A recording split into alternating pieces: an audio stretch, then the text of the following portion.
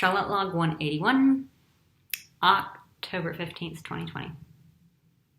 Seasonal changes and joint health.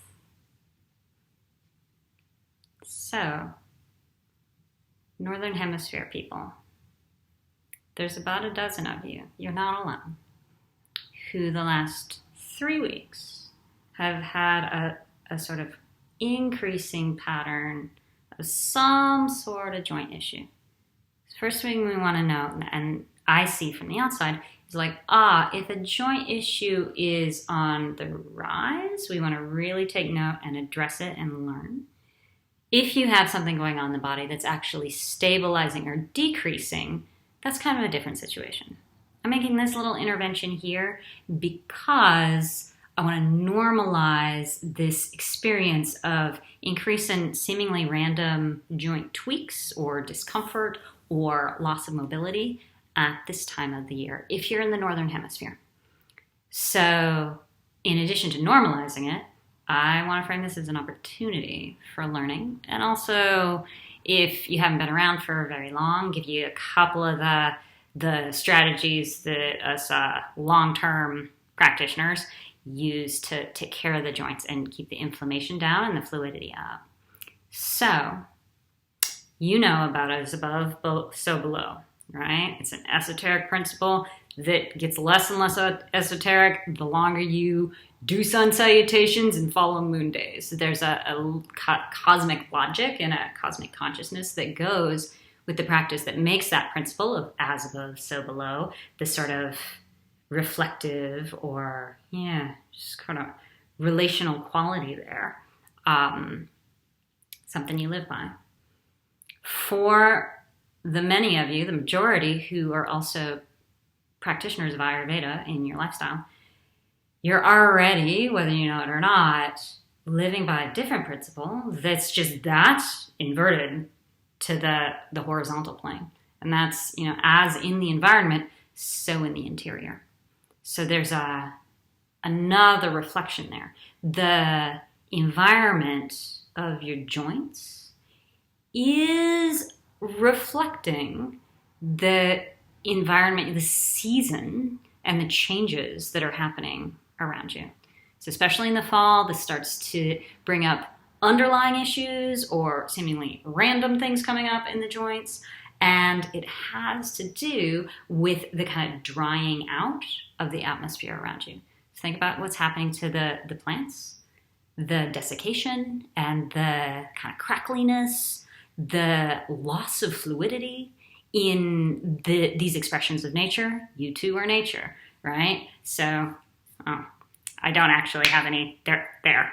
That's a little expression of the airy quality in the joints. In that case, popping a joint is cavitation, so popping air bubbles inside of the joint. The other way that kind of crackliness might show up in your joints is in the kind of popping of tissues around the joints. It's not usually the worst thing, but note it happens more in these seasons of quick changes into dryness, and it does long-term sort of wear down your joints, so you don't want it, right? So practicing from the perspective of your 100-year-old self, and in service of the mitigation of suffering for that self, there's this truth, even though it might seem random when something comes up in a joint, that at this time of the year, with the reduction in fluidity in the joints, the very often reduction in joint space, and sometimes increase in inflammation as well as dryness, there's this opportunity to understand a little better underlying issues in your joints.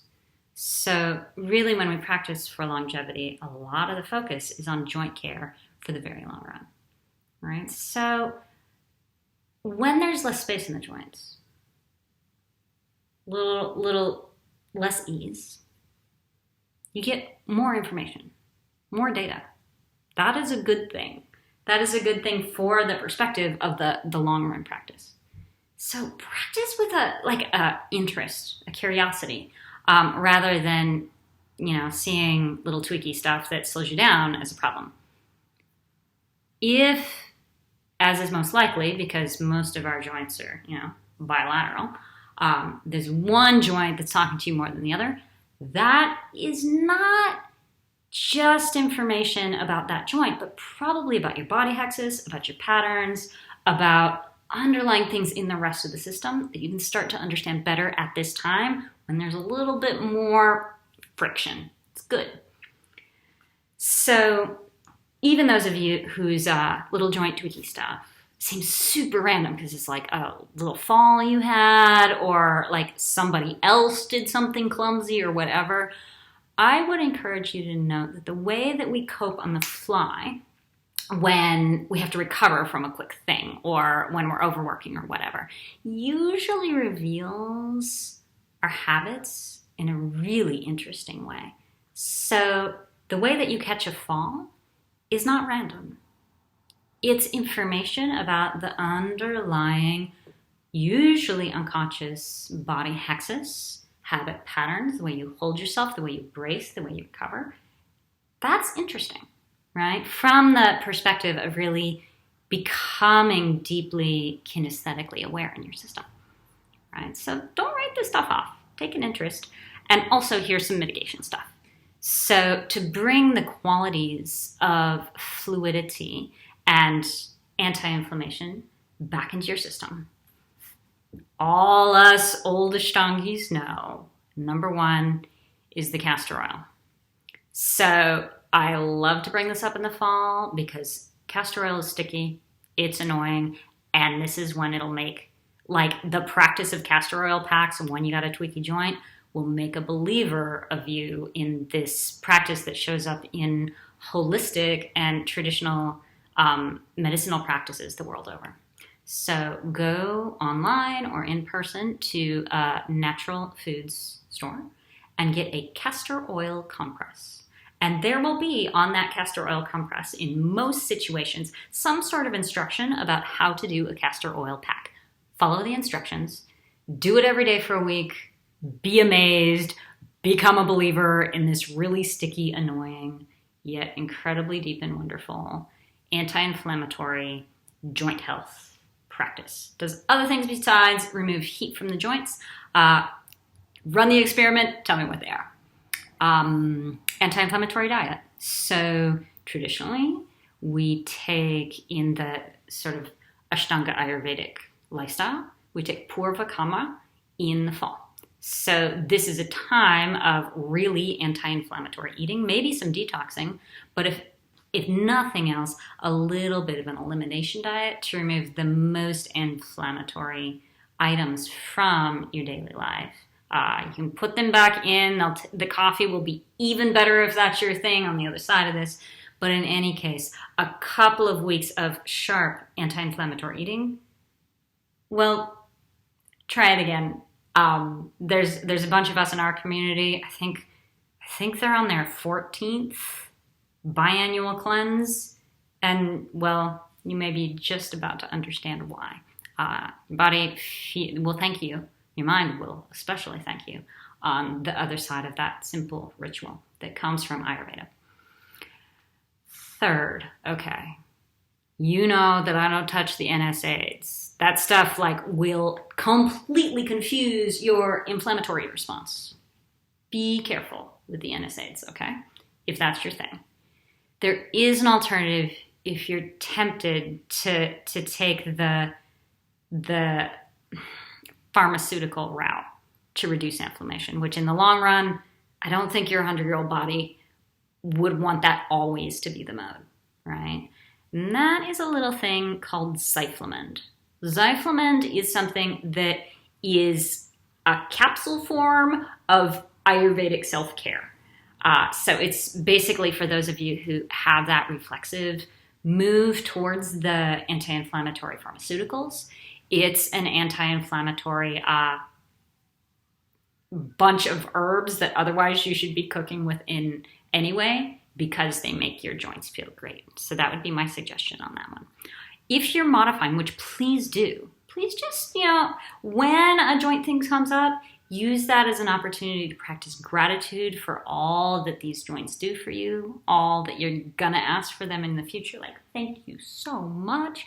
Let me take care of you so we can do more things together later. Note that for a acute situation, modifying differently on different sides, that can make sense if you've got an acute situation in a joint. But if it's getting past the 3 or 4 week mark, or even sooner, you don't want to be doing the 2 sides of your postures if you're in the primary, or those bilateral postures elsewhere in the practice. You don't want to be doing them systematically very differently, right? So this might be a time when you modify the non-injured side as a way of going deeper into the origin of what might really be going on in the joint that's talking to you.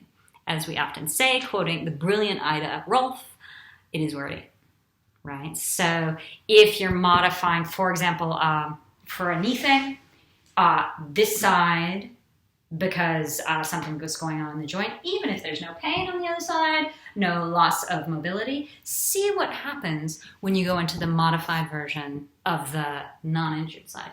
You might feel things in other joint complexes that you hadn't noticed before. So it can be a really good time for research in the places that maybe hadn't given you as much data in the past. All right, so that is everything I can think of for normalization and palliative care for joint tweaks. I wish I was with you in person. There's so much more information that I gained from hands-on, but this is what we got now. So do be in touch with me if you need more feedback on taking care of your joints as we get through this really intense drying out of the environment. It's also beautiful, right? All right. Moon Day tomorrow. Have a good one. See you this weekend.